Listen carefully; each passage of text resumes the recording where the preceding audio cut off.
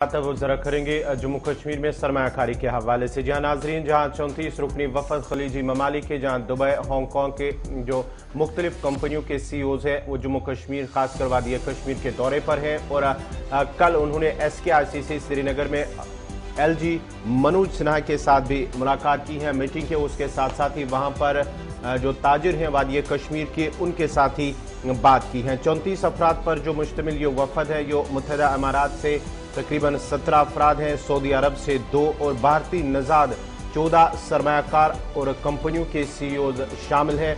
और ये वफद उन्होंने मनोज सिन्हा जब दुबई गए थे, उनके साथ ही 2 माह के बाद ही, जब वो 2 माह कबल ही दुबई गए थे, उन्हें दावत दी गई थी और उसके बाद 2 माह के बाद वो वादी कश्मीर आए, जम्मू कश्मीर आए। और इस दौरे को मनोज सिन्हा और महकमे सनअत व हिरफत के प्रिंसिपल सेक्रेटरी रंजन प्रकाश ठाकुर ने मुतअद्दिद मफाहमतनामों पर भी दस्तखत किए हैं।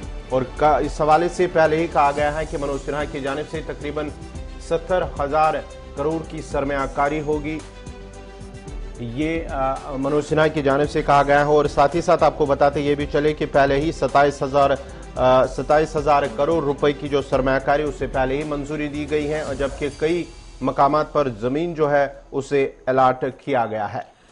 जी बिल्कुल, जम्मू कश्मीर में बाज़ाब्ता तौर पर UAE और ख़ास तौर से खलीजी ममालिक के 36 रुकनी वफद का आज तीसरा दिन है। लेकिन कल जिस तरह से LG मनोज सिन्हा से मुलाकात हुई और साथ ही साथ सियाहती मकामात का दौरा किया और जिस तरह की तस्वीरें देखने को मिली, शाम होते होते जिस तरह का बयान आया ख़ास तौर से LG मनोज सिन्हा की जानिब से और साथ ही साथ जो मेहमान आए हैं उनकी जानिब से, वो भी आप सुन लीजिए, फिर आपको अंदाज़ा हो जाएगा कि किस तरह से जम्मू कश्मीर में और ख़ास तौर से वादी कश्मीर में बड़ी बड़ी कंपनियों के मालिकान जो खलीजी ममालिक से दिलचस्पी ताल्लुक रखते हैं, वो किस तरह से दिलचस्पी ले रहे हैं, और जो हिंदुस्तान के बिजनेसमैन है, सरमायाकार है, वो भी किस तरह से दिलचस्पी ले रहे हैं। इस हवाले से भी LG मनोज सिन्हा ने बात की है और एक मेहमान की भी बाइट है हमारे पास, वो भी आप सुनिए, फिर आपको अंदाजा होगा कि आखिर वादी कश्मीर में तब्दीली के आसार सच में नजर आ रहे हैं या नहीं। परिणाम सार्थक रूप से दिखने लगे। मैंने आप लोगों को अभी सूचना दिया कि 27,000 करोड़ 27,000 करोड़ के इन्वेस्टमेंट प्रपोजल हमारे इंडस्ट्री एंड कॉमर्स डिपार्टमेंट ने क्लियर कर दिए हैं। उनको लैंड अलॉट कर दी गई, कुछ ने काम शुरू कर दिया है और 2-3 को तो मैं जानता हूं, खासतौर से जिंदल स्टील, जिनका काम 5 महीने में पूरा होने जा रहा है।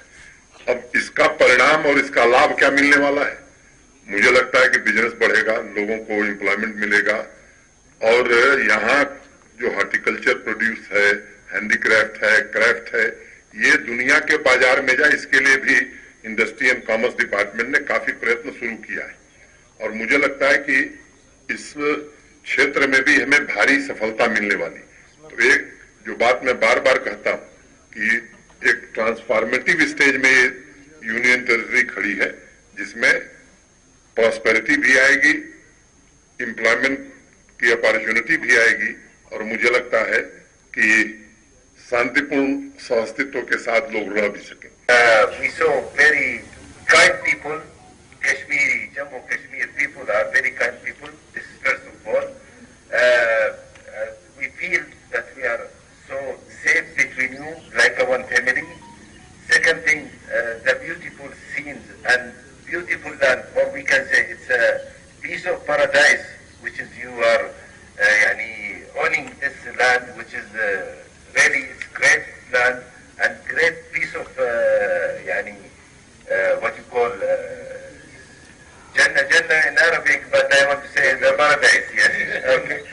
So, and regarding the investment, which is the main purpose of why we are visiting here, I think there is a big opportunity to invest from our whole team, either if they are from GCC countries or United Arab Emirates or our Indian friends who is dealing with us.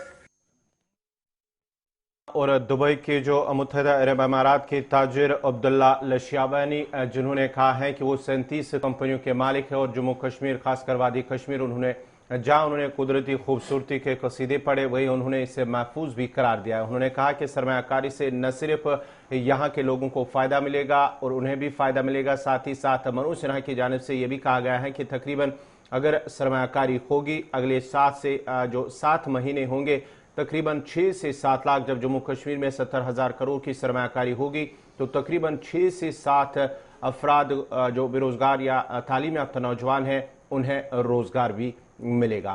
तो नाज़रीन,